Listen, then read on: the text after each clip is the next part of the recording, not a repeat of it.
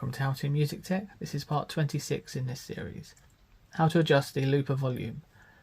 Once you're on the looper screen, which is this screen here, you can use knob number 4 to adjust the looper volume. Alternatively, you can use the touchscreen.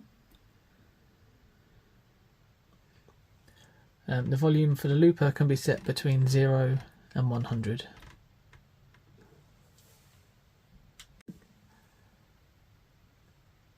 Thank you so much for watching this tutorial. I really hope you found it helpful. If you did, make sure you give it a like and subscribe for more tutorials on this unit and others to come. Plus, if you'd like to support the channel directly, why not consider becoming a member? Thanks again, goodbye, see you in the next one.